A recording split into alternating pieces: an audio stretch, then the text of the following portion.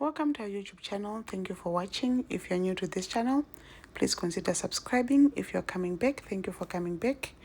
Watching, comments, likes, sharing, and all the feedback.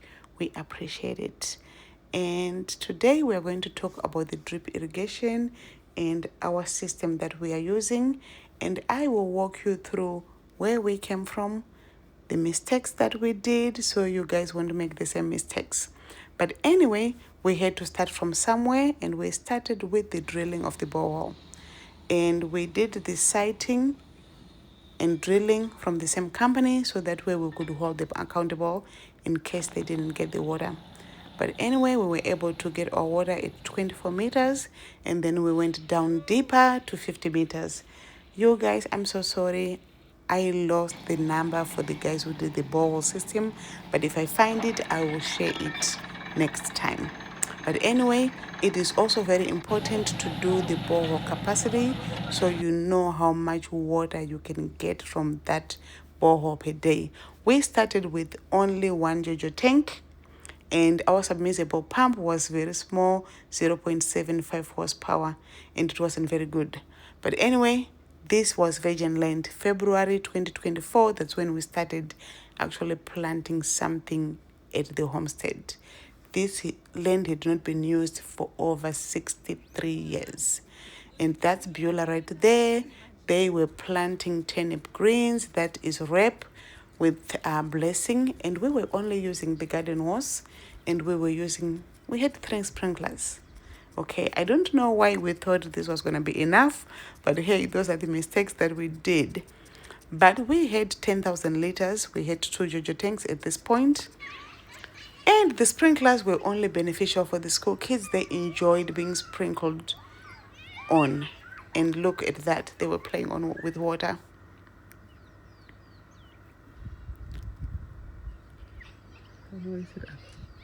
And they were so fascinated by it. I don't think the parents appreciated them coming home soaking wet, but they enjoyed it. And the weather was so hot. So, hey, I think it was good for them anyway to cool off a little bit. But this was virgin land, not used for a very long time. And we started it last year, February 2024. That's when we started. So, hey, we were learning as we go, and we started with 0.75 horsepower, so it wasn't getting us a lot of water anyway. It was taking about nearly 3 hours to pump 5,000 liters of water, so it wasn't that much. But anyway, you learn the hard way and you keep it moving. So we decided to do the rain drips as the vegetables grew. We decided to do a different system for irrigation so we can get more water. And we thought rain drips were cute. So we got Saidi to come in and lay on the rain drips for us and see how it went. So right there, that's one of the tank stands that we have. And that's Saidi right there. I will share his number.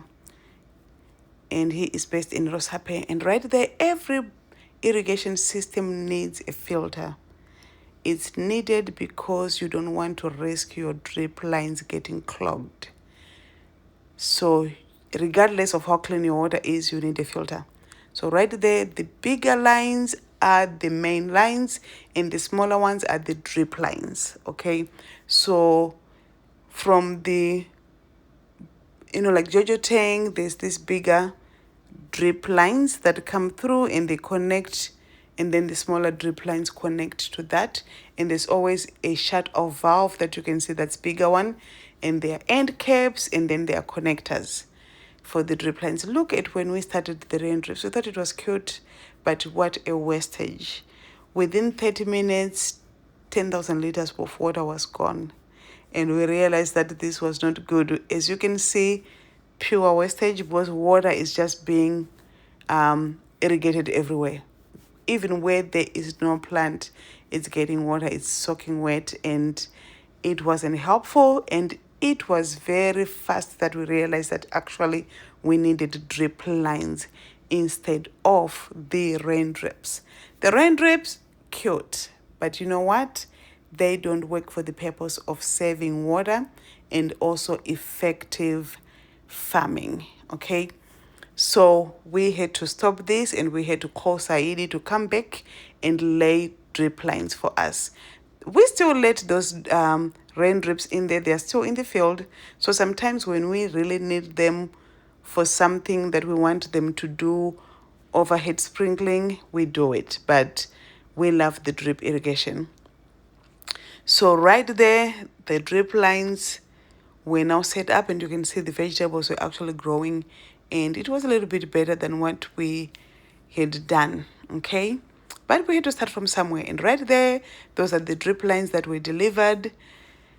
It's a lot of work, guys, and as you can see, that's blessing inside it. And it is very important to have your employees, as many as you can, be on the ground when these things are done so they can learn, and you don't have to continue getting the people from the drip irrigation system to come to your homestead or your farm and do and redo these things, because it costs more money. So once your employees are trained on doing it, then they can just change, because depending on the crop you are growing, the drip lines might need to be closer together or further apart. So you need to have them trained.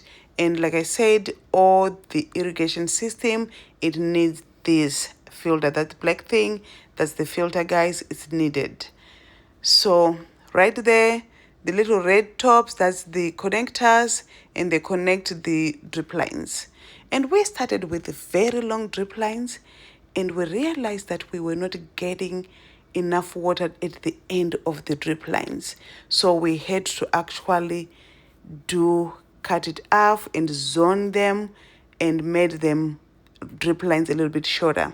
Now at this point we had 3 JoJo tanks, but we also ended up having to get a 2 horsepower for the submersible pump. That was the game changer for us. So right now, if you're going to do it, just start with the bigger submersible pump. 2 horsepower is the way to go. DC-AC.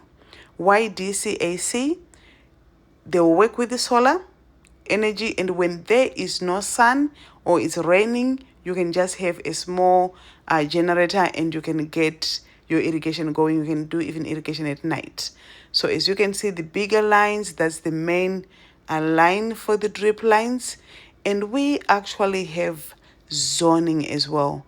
What you are seeing, that white stuff was just like the gypsum that we use to treat our soil before we start planting our crops.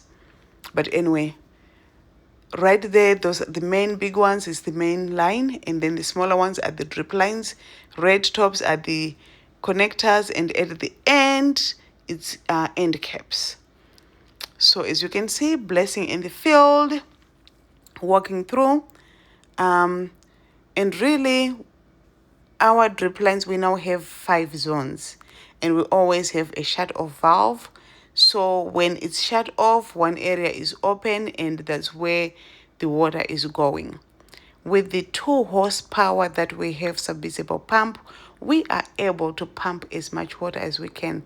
When there is good sun, we can pump water and fill in 5,000 liters in only 30 minutes. That red big thing right there, that is the shut-off valve. So it will shut off one zone and irrigate the other side.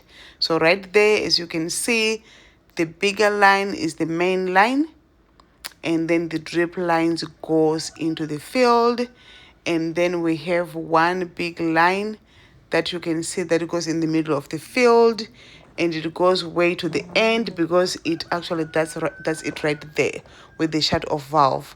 And it also separates the drip lines at about 60 meters.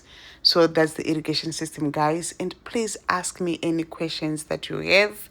I'll be more than willing to come back and explain more.